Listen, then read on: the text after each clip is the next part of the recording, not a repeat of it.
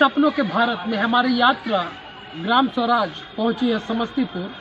समस्तीपुर में ग्राम पंचायत राज लदौरा जो कल्याणपुर प्रखंड के अंतर्गत आता है, यहाँ हमारी बात हो रही है प्रसिद्ध समाज सेवी डॉक्टर उमाकांत सिंह जी से। उमाकांत सिंह जी की बात करें तो उमाकांत सिंह जी रिहैबिलिटेशन के लिए काफ़ी लंबे समय से समाज में जो नीतीश कुमार जी मद्य निषेध के दिशा में जो काम कर रहे हैं, उस काम को काफ़ी पहले से अपने नैतिक जिम्मेदारी के तहत उमाकांत सिंह जी आगे बढ़ाते आ रहे हैं। पिछले 15 सालों से ये इस काम को कर रहे हैं। यहाँ तक कि 2014 में इन्हें राष्ट्रपति महोदय के विशेष आग्रह पर इनके संस्था को अखिल भारतीय स्तर पर काम करने के उद्देश्य से इन्हें अनुमति दिया गया था। उसके बाद भी निरंतर पिछले 8 सालों से ये इस काम को कर रहे हैं और इस बार ये अपनी नैतिक जिम्मेदारी से उमाकांत सिंह जी अपनी नैतिक जिम्मेदारी को ध्यान में रखते हुए अपनी सामाजिक दायित्व का निर्वहन करने के उद्देश्य से सक्रिय राजनीति में पंचायत समिति के पद के लिए इन्होंने नामांकन किया। हम जानना चाहेंगे उमाकांत सिंह जी के सपनों का ग्राम पंचायत, सपनों का ग्राम स्वराज कैसा होगा जो आज़ादी से पहले देश के राष्ट्रपिता महात्मा गांधी ने ये सपना देखा था। सर, सबसे पहले आपका कार्यक्रम में स्वागत है। जी साहब, धन्यवाद। आप ये बताइए कि राजनीति में एक सामाजिक कार्यकर्ता की भूमिका में तो आप थे ही, तो राजनीति में आने के लिए प्रेरणा कैसे मिली?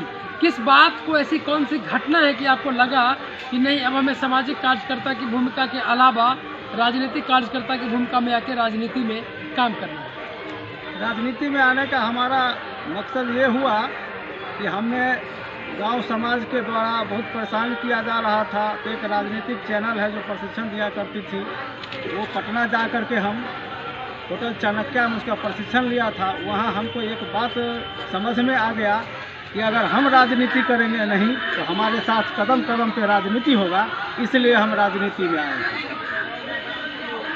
पंचायत समिति के लिए आपने नामांकन किया है। बहुत ऐसे कैंडिडेट हैं जिनको ये नहीं पता है कि पंचायत समिति का पद का काम क्या होता है। आप हमें ये बताइए कि आप पंचायत समिति के पद को कैसे देखते हैं, क्या मुख्य काम है और आप कैसे इसको देखते हैं? हम पंचायत समिति को काम को इसलिए देखते हैं कि जितने भी प्रतिनिधि होते हैं उनको काम का पता ही नहीं होता है, किसी चीज़ का पता नहीं होता है। हमको बहुत पहले से पता है कि मुखिया का काम क्या है, समिति का काम क्या है, प्रमुख का काम क्या है, वार्ड का काम क्या है, पंच का काम क्या है, सरपंच का काम क्या है। उस कड़ी में हम पंचायत समिति को जानते हैं कि इसका काम होता है पंचायत समिति का योजनाओं का नया सृजन करना, गाँव घर पक्की नाली है, रोड है, जो भी काम होता है, या फिर कचरा उठाने का काम होता है, या गड्ढा भराई का काम होता है, ये पंचायत समिति के स्तर से होता है। ये प्रखंड स्तर पर होता है जो पूरे प्रखंड में कराया जा सकता है। और फिर वही पंचायत समिति प्रमुख और उप प्रमुख भी बनते हैं। हाँ, यही पंचायत समिति प्रमुख को भी चुनते हैं और उप प्रमुख को भी चुनते हैं। माननीय मुख्यमंत्री नीतीश कुमार की महत्वाकांक्षी परियोजना 7 निश्चय, उन 7 निश्चय योजना को आप अपने नेतृत्व में कैसे प्राथमिकता के आधार पर करेंगे?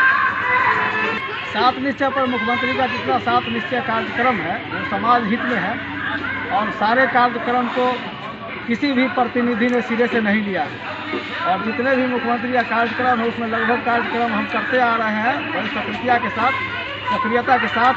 और जब हम प्रतिनिधि बन जाएंगे तो एक भी काम को छोड़ेंगे नहीं, सबको सिरे से पूरा करेंगे।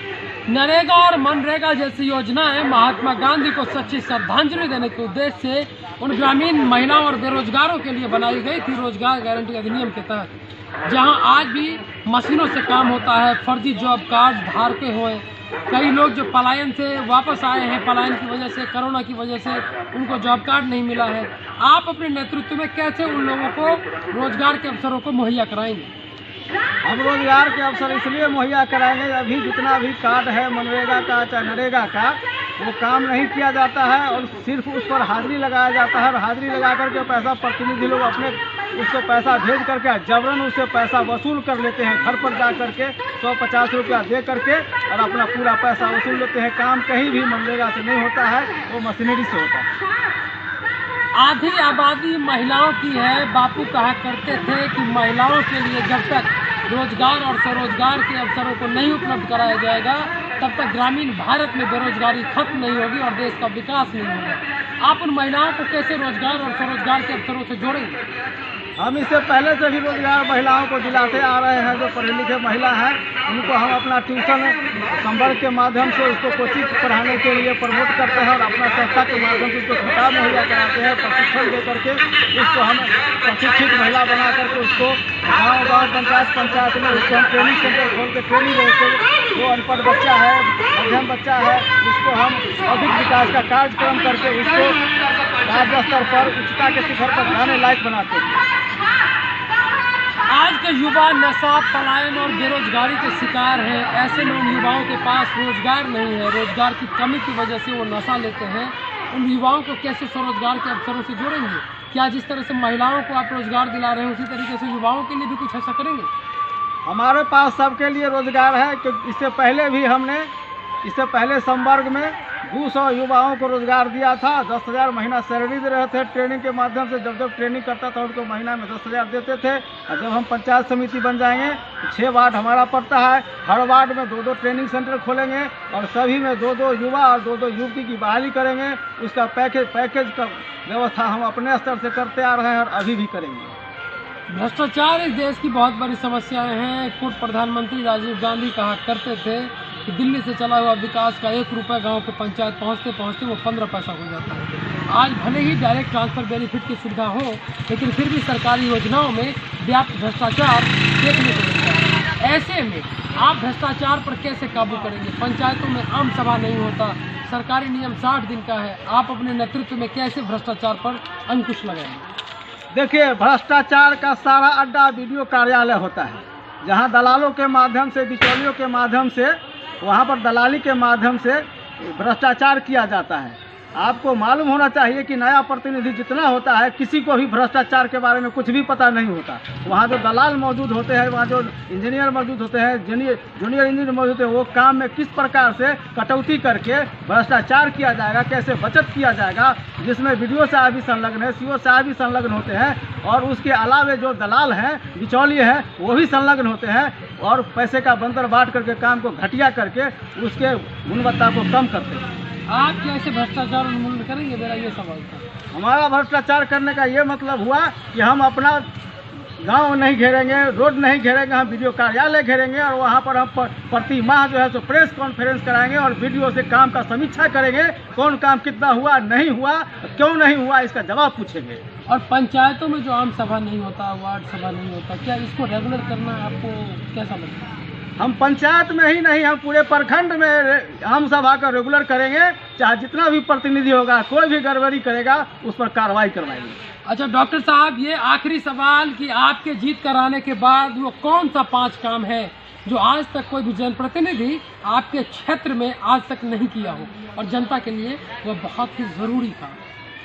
सबसे जरूरी काम है जनता के बीच में जा कर के लोगों को बौद्धिक विकास का कार्यक्रम करना, क्योंकि इनके पास किसी भी योजनाओं की जानकारी नहीं रहती है और जिसके चलते बिचौलिए सारा माल खा जाते हैं। तो हम सबसे पहले सरकारी योजनाओं का प्रशिक्षण देंगे, लोगों को गांव गांव जा करके बैठक करेंगे, उसमें प्रशिक्षण के माध्यम से वो जितना भी सरकारी कार्य है उसका हम जानकारी मुहैया कराएंगे। उसके बाद लोगों को एक्टिवेट करेंगे ताकि वो प्रतिनिधि पर लगातार लगा रहे और काम को सही तरीके से अंजाम दिला सके। क्या यही लोकतंत्र है या कहूँ गणतंत्र है? तंत्र पर है तंत्र भारी, क्या राजनीति का यही मंत्र है?